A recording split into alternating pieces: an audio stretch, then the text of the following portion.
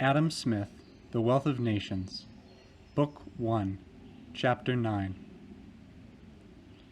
Of the Profits of Stock. The rise and fall in the profits of stock depend upon the same causes with the rise and fall in the wages of labor, the increasing or declining state of the wealth of the society. But those causes affect the one and the other very differently. The increase of stock, which raises wages, tends to lower profit. When the stocks of many rich merchants are turned into the same trade, their mutual competition naturally tends to lower its profit. And when there is a like increase of stock in all the different trades carried on in the same society, the same competition must produce the same effect in them all. It is not easy, it has already been observed, to ascertain what are the average wages of labor, even in a particular place, and at a particular time. We can, even in this case, seldom determine more what are the most usual wages. But even this can seldom be done with regard to the profits of stock. Profit is so very fluctuating that the person who carries on a particular trade cannot always tell you himself what is the average of his annual profit. It is affected not only by every variation of price in the commodities which he deals in, but by the good or bad fortune of which his rivals and of his customers, and by 1,000 other accidents to which goods, when carried either by sea or by land, or even stored in a warehouse, are liable. It varies, therefore, not only from year to year, but from day to day, and almost from hour to hour. To ascertain what is the average profit of all of these different trades carried in a great kingdom must be more difficult, and to judge of what it may have been formerly, or in remote periods of time, with any degree of precision, must be altogether impossible. But though it may be impossible to determine with any degree of precision what are or were the average profits of stock, either in the present or in ancient times, some notion may be formed of them from the interest of money. It may be laid down as a maxim, where whatever a great deal can be made by the use of money, a great deal will commonly be given for the use of it. And whatever little can be made by it, less will commonly be given for it. Accordingly, therefore, as the usual market rate of interest varies in any country, we may be assured that the ordinary profits of stock must vary with it, must sink as it sinks, and rise as it rises. The progress of interest, therefore, may lead us to form some notion of the progress of profit. By the 37th of Henry VIII, all interest above 10% was declared unlawful. More, it seems, had sometimes been taken before that. In the reign of Edward VI, religious zeal prohibited all interest. This prohibition, however, like all others of the same kind, is said to have produced no effect, and probably rather increased than diminished the evil of usury. The statute of Henry VIII was revived by the 13th of Elizabeth, circa 8, and 10% continued to be the legal rate of interest till the 21st of James I, when it was restricted to 8%. It was reduced to 6% soon after the Restoration, and by the 12th of Queen Anne to 5%. All these different statutory regulations seem to have been made with great propriety. They seem to have followed and not have gone before the market rate of interest, or the rate at which the people of good credit usually borrowed. Since the rate of Queen Anne, 5% seems to have been rather above than below the market rate. Before the late war, the government borrowed at 3%, and the people of good credit in capital, many of the other parts of the kingdom, at 3.5%, 4%, and 4.5%. Since the time of Henry VIII, the wealth and revenue of the country have been continually advancing, and, in the course of other progress, their pace seems rather to have gradually accelerated rather than retarded. They seem not only to have been going on, but to have been going faster and farther. The wages of labor have been continually increasing during the same period and in the greater part of the differing branches of trade and manufactures, the profits of stock have been diminishing. It generally requires a greater stock to carry on any sort of trade in a great town than in a country village. The great stocks employed in every branch of trade and the number of rich competitors generally reduce the rate of profit in the former below what it is in the latter. But the wages of labor are generally higher in the great town than in the great village. In a thriving town, the people who have great stocks to employ frequently cannot get the number of workmen they want, and therefore bid against one another in order to get as many as they can, which raises the wages of labor and lowers the profits of stock. In the remote parts of the country, there is frequently not stock sufficient to employ all the people, who therefore bid against one another in order to gain employment, which lowers the wages of labor and raises the profits of stock. In Scotland, though the legal rate of interest is the same as in England, the market rate is rather high. People of the best credit there seldom borrow under 5%. Even private bankers in Edinburgh give 4% upon their promissory notes, of even which payment, either in whole or in part, may be demanded at pleasure. Private bankers in London give no interest for the money which is deposited with them. There are few trades which cannot be carried on with the smaller stock in Scotland there in England. The common rate of profit, therefore, must be somewhat greater. The wages of labor, it has already been observed, are lower in Scotland than in England. The country, too, is not only much poorer, but the steps by which it advances to the condition, for it is evidently advancing, seem to be much slower and more tardy. The legal rate of interest in France has not, during the course of the present century, always been regulated by the market rate, based on Desinart, article Taux d'Intérêt, volume 3, page 18. In 1720, interest was reduced from the 20th to the 5th penny, or from 5 to 2%. In 1724, it was raised to the 13th penny, or 3 1/3%. In 1725, it was again raised to the 20th penny, or to 5%. In 1766, during the administration of Mr. Lavardy, it was reduced to 25th penny, or 4%. The Abbé Terray raised it afterwards to the old rate of 5%. The supposed purpose of many of those violent reductions of interest was to prepare the way for reducing that of public debts, a purpose which has sometimes been executed. France is perhaps, in the present times, not so rich a country as England, and though the legal rate of interest has in France frequently been lower than England, the market rate has generally been higher, for there, as in other countries, they have made several very safe and easy methods of evading the law. The profits of trade, I have been assured by British merchants who have traded in both countries, are higher in France than in England, and it is no doubt upon this account that many British subjects choose rather to employ their capital in a country where trade is in disgrace than to one where it is highly respected. The wages of labor are lower in France than in England. When you go from Scotland to England, the difference which you may remark between the dress and countenance of the common people in one country and in the other significantly indicates the difference in their condition. The contrast is still great when you return to France. France, though no doubt a richer country than Scotland, seems not to be going forward so fast. It is a common and even popular opinion in the country that it is going backwards, an opinion which, I apprehend, is ill-founded even with regard to France, but which nobody can possibly entertain with regard to Scotland, who sees the country now, and who saw it 20 or 30 years ago. The province of Holland, on the other hand, in proportion to the extent of its territory and number of people, is a richer country than England.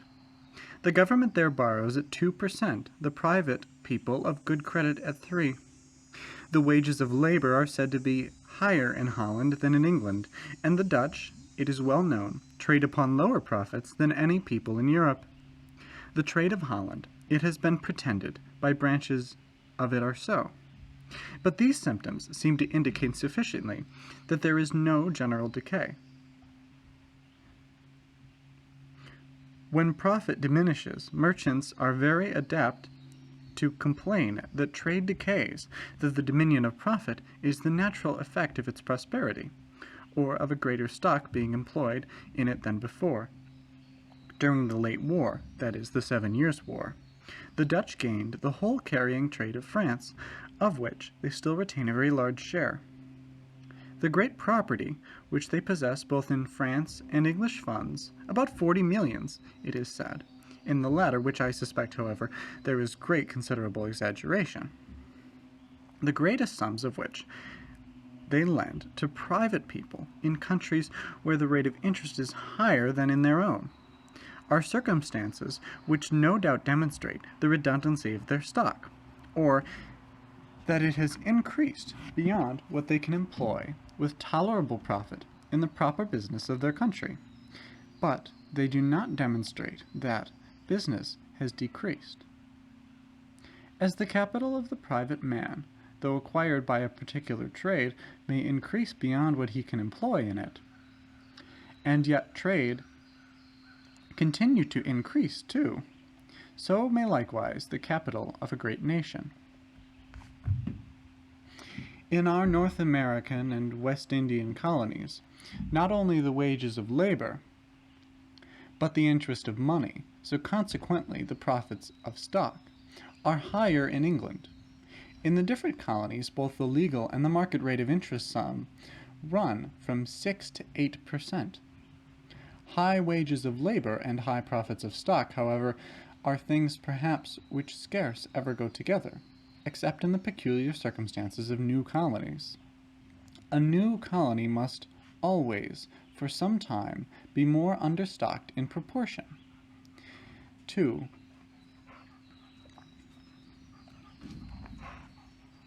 the extent of its territory, and more underpeopled in proportion to the extent of its stock, and the greater part of the countries. They have more land than they have stock to cultivate. What they have, therefore, is applied to the cultivation only of what is most fertile and most favorably situated, the land near the seashore, and along the banks of navigable rivers. Such land, too, is frequently purchased at a price below the value even of its natural produce. Such employed is the purchase and improvement of such lands must yield a very large profit, and consequently afford to pay a large interest. Its rapid accumulation in so profitable an employment enables the planter to increase the number of his hands faster than he can find them in a new settlement. Those whom he can find, therefore, are very liberally rewarded. As the colony increases, the profits generally diminish. When the most fertile and best situated lands have all been occupied, less profit can be made by the cultivation of that which is inferior in both soil situation, and less interest can be afforded for the stock which is so employed. In the greater part of our colonies, accordingly, both the legal and market rate of interest have been considerably reduced among the course of the present century. As riches, improvement, population have all increased, interest has declined. The wages of labor do not sink when the profits sink of stock. The demand for labor increases with the increase of stock, whatever be its profits, and after these are diminished, stock may not only continue its increase, but to increase much faster than before. It is with industrious nations, who are advancing in the acquisition of riches, as with industrious individuals. A great stock, though, with all its small profits, generally increases faster than a small stock with great profits. Money, says the proverb, makes money. When you have got a little, it is often easy to get more. The great difficulty is that to get little. The connection between the increase of stock and that of industry, or the demand for useful labor, has partly been explained already, but will be explained more fully hereafter in treating the accumulation of stock. The acquisition of new territory or of new branches of trade may sometimes raise the stock price and value of stock, with the interest of money, even in a country which is fast advancing in the acquisition of riches. The stock of the country not being sufficient for the whole acquisition of the business, which such applied in those particular branches only which offered the greatest profit. Part of what had been employed in the other trades is necessarily withdrawn from them, and turned into some of the new and more profitable ones. In all of those old trades, thereafter, the competition comes to be less than before. The market comes to be less fully supplied with many different sorts of goods.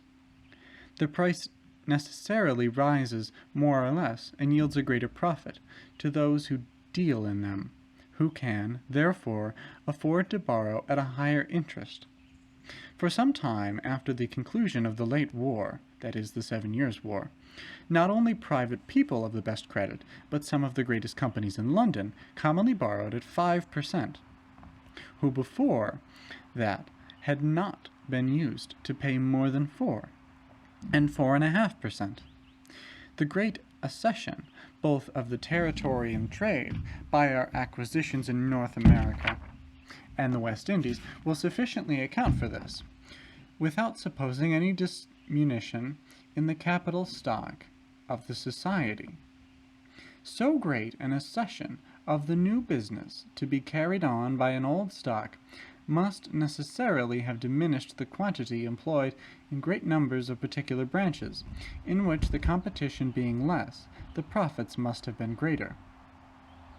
I shall hereafter have occasion to mention the reasons which dispose me to believe that the capital stock of Great Britain was not diminished even by the enormous expense of the late war.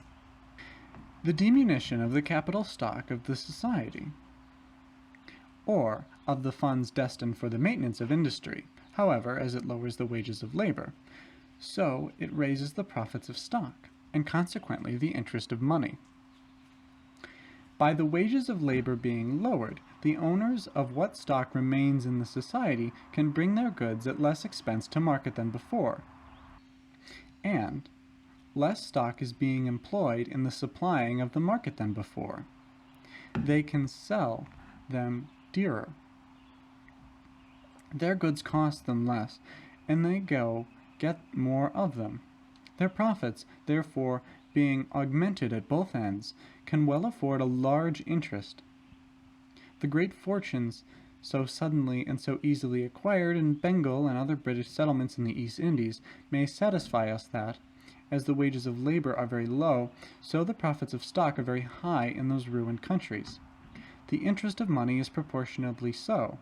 In Bengal, money is frequently lent to the farmers at 40, 50, and 60%, and afford such an interest must eat up the whole rent of the landlord, so such enormous usury must in its turn eat up a greater part of these profits.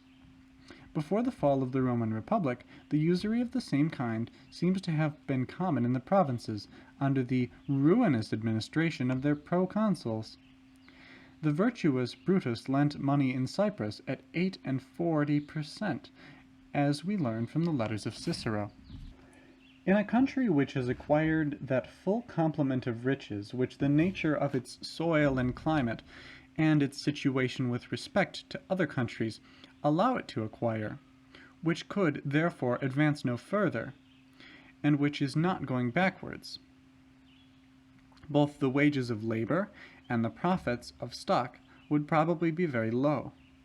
In a country fully peopled in proportion to what extent its territory could maintain or its stock could employ, the competition of employment would necessarily be so great as to reduce the wages of the country being already fully peopled.